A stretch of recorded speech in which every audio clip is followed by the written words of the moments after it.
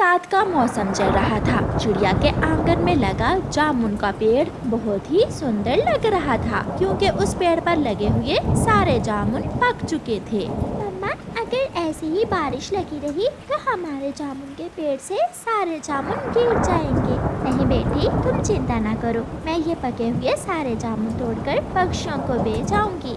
फिर चिड़िया अपने पेड़ से जामुन तोड़ती है और अपना छाता और जामुन की टोकरी लेकर थोड़ी दूर पक्षियों के घरों के पास जाकर जामुन बेचने लगती है। जामुन लो, पके पके काले काले मीठे मीठे जामुन लो। तोता तोती और बुलबुल सभी जामुन खाते हैं और चिड़िया की खूब कमाई होती है। कालू जी, देखो तो चिड़िया जामुन बेच रही है। मेरा भी जामुन खाने को बहुत दिल कर रहा है। मेरे पास पैसे नहीं है, मैं अपने मामा जी के पेड़ से तुम्हें जामुन ला दूंगा। ठीक है, अगर पैसे नहीं है तो मैं चिड़िया से कोई ना कोई झूठ बोलकर जामुन तो खा ही लूंगी। फिर गौरी कभी चिड़िया के पास जाती है। चिड़िया चिड़िया, मुझे लूसी कबूतरी ने भेजा है, वो कुछ जामुन मांग रही है। वो कहती है कि पैसे मैं शाम को दे दूंगी। ठीक है गौरी, ये जामुन तुम ले जाओ और लूसी को दे दो, मैं लूसी कबूतरी से पैसे ले लूंगी। गौरी चिड़िया से जामुन लेती है और थोड़ी दूर एक पेड़ के नीचे बैठकर मजे मजे से जामुन खाने लगती है। आज चिड़िया के सारे जामुन बिक गए थे। अपना छाता और खाली टोकरी लेकर चिड़िया अपने घर की तरफ उड़ती है। लूसी कबूतरी भी अपने घर की खिड़की में बैठी हुई थी। उसे देखकर चिड़िया वहाँ चली जाती है। लूसी, क्या जामुन मीठे थे? जामुन? कौन से जामुन? जो तुमने गौरी कभी से मंगवाए थे। नहीं नहीं, मैंने तो गौरी से जामुन लाने को नहीं कहा, वो तो सुबह से मुझे मिली ही नहीं। इसका मतलब उस गौरी की बच्ची ने मुझसे झूठ बोलकर जामुन लेकर खा लिए। उसे तो मैं जरूर सजा दूंगी। जब देखो मुझे पागल बनाने के चक्कर में रहती है।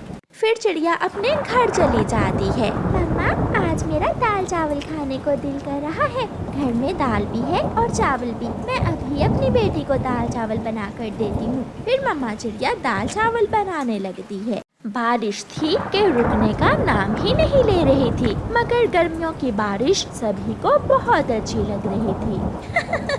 कालू, मैंने चिड़िया से लूसी का नाम लेकर जी भरकर जामुन खाए। गौरी क्या था, अगर 2-4 मेरे लिए भी ले आती। कल ले आऊंगी, हमारे घर कौन सा दाना है, कल भी तो किसी तरह पेट भरना है ना। फिर दूसरे दिन चिड़िया अपने जामुन के पेड़ से फिर से जामुन तोड़ती है, मगर आज चिड़िया जामुन के साथ वाले नीम के पेड़ से कुछ कड़वे नीम के फल भी तोड़ लेती है। मम्मा, ये नीम के फल क्यों? ये तो बहुत कड़वे होते हैं। गुड़िया बेटी, ये मैं आपको घर जाकर बताती हूँ। फिर चिड़िया नीम के हरे रंग के फल घर ले जाती है और उन पर चूल्हे से कुछ कोयले लेकर काला रंग लगा देती है। मम्मा, बताइए भी, मैं बहुत हैरान हो रही हूँ। मेरे साथ चलो गुड़िया बेटी, आज बहुत मजा आने वाला है। फिर मम्मा चिड़िया अपनी बेटी गुड़िया को साथ लेती है और अपनी टोकरी लेकर उसी जगह पर चली जाती है। छाता चिड़िया और उसकी बेटी को बारिश से बचा रहा था। जामुन जामुन, मीठे मीठे जामुन लो, काले काले जामुन लो। कालू चिड़िया आ गई है, तैयार हो जाओ मीठे मीठे जामुन खाने के लिए। मैं अभी तुम्हारे लिए मीठे मीठे जामुन लेकर आती हूँ। आज चिड़िया से तोते का नाम लेना, ऐसा ना हो कि चिड़िया को पता चल जाए।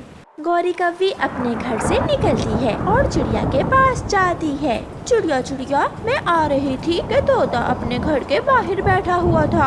हाँ गौरी, वो तोता जरूर जामुन मांग रहा होगा। हाँ, तो और क्या, उसने मुझसे कहा कि मुझे चिड़िया से जामुन ला दो, पैसे मैं कल दे दूंगा। ठीक है गौरी, तुम ये पके हुए काले काले जामुन ले जाओ।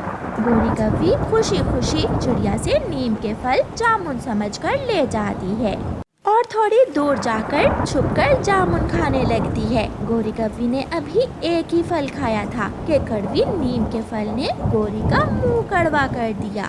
मर गई, ये कैसे जामुन है, मेरा तो सारा मुंह ही कड़वा हो गया। गौरी कव्वी कभी इधर जाती तो कभी उधर, मगर नीम का फल तो सच में बहुत कड़वा था। गौरी इधर उधर उड़ती फिर रही थी, जिसे देखकर गुड़िया तो हंसे ही जा रही थी।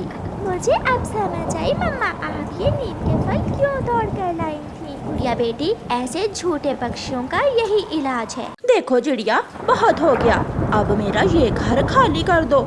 मेरे घर की छत टपकने लगी है। मैं अपने बच्चों को लेकर इस घर में आना चाहती हूँ। कृपया करें गौरी बहन, जब मैं इस जंगल में आई थी तो आपने अपनी मर्जी से ही मुझे ये बना बनाया घर दिया था। तब मुझे इस घर की जरूरत नहीं थी, मगर अब मुझे जरूरत है इस घर की। सुन लिया, चलो मेरा घर खाली करो। गौरी बहन, मुझे शाम तक का समय दे दें। ऐसी बारिश में मेरे अंडे भीग गए तो खराब हो जाएंगे। ठीक है, मैं शाम को फिर दोबारा आऊंगी।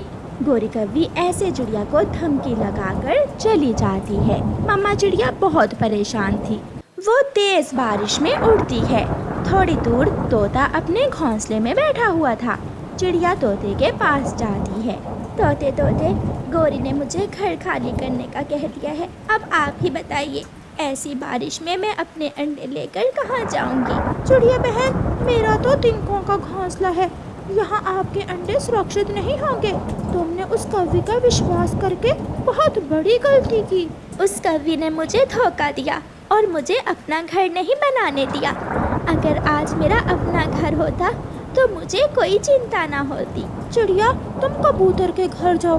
कबूतर का घर पक्का है, वो तुम्हारे अंडे जरूर अपने घर में रख लेगा। चिड़िया फिर से उड़ती है। कबूतर का घर जंगल की दूसरी तरफ था। चिड़िया बेचारी बारिश में बहुत मुश्किल से उड़ रही थी। वो उड़ती उड़ती कबूतर के घर पहुंच जाती है, मगर पहुंचकर चिड़िया और भी परेशान हो जाती है, क्योंकि कबूतर के घर को बाहर से ताला लगा हुआ था। शायद कबूतर कहीं गया हुआ था। चिड़िया के पास अब कोई रास्ता नहीं बचा था, इसलिए वो वापस उड़ती है। चिड़िया को थोड़ी दूर इंसानों की बस्ती दिखाई देती है। चिड़िया मुड़ती है और इंसानों की बस्ती की तरफ जाती है। गौरी, क्या उस चिड़िया की बच्ची ने हमारा घर खाली कर दिया या नहीं अभी तक? मैं गई थी और चिड़िया को बता आई हूँ, शाम तक वो घर खाली कर देगी। अगर शाम तक उसने घर खाली ना किया तो उसके अंडे उठाकर बाहर फेंक देना। मैंने सब बता दिया है उसको। चिड़िया रोती हुई किसान की पत्नी के पास जाती है। वो तेज बारिश में किसान के आंगन में पेड़ पर बैठ जाती है। माँ जी आप कहाँ हैं? चिड़िया की आवाज सुनकर किसान की पत्नी छाता लेकर कमरे से बाहर आती है। अरे अरे छोटी चिड़िया, तुम ऐसी तेज बारिश में यहाँ क्या कर रही हो? मेरे अंडे टूट जाएंगे, वो कभी मुझे घर से निकाल देगी।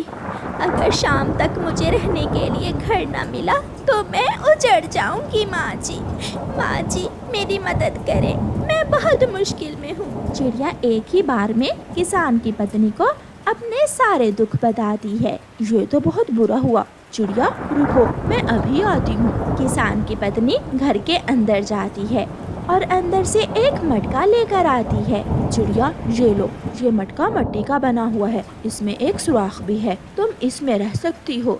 माँ जी, मगर ये मिट्टी का मटका बारिश के पानी से टूट जाएगा। नहीं चिड़िया, इस मटके को कुम्हार इंसान ने भट्टी में आग से मजबूत किया हुआ है, ये बहुत मजबूत है। चिड़िया बहुत खुश होती है। चिड़िया वो मटका लेकर वापस जंगल की तरफ उड़ती है। चिड़िया जल्दी से वो मटका पेड़ की एक डाल पर रखती है और गौरी के घर से अपने अंडों का घोंसला लाकर मटके में रख देती है। अब यहाँ मेरे अंडे बारिश के पानी से सुरक्षित रहेंगे। मुझे पत्ते लाना होंगे ताकि ऊपर से भी बारिश का पानी ना आए। चिड़िया थोड़ी दूर जाती है और पीपल के पेड़ से कुछ पत्ते तोड़ कर लाती है। चिड़िया वो पत्ते मटके के ऊपर रख देती है।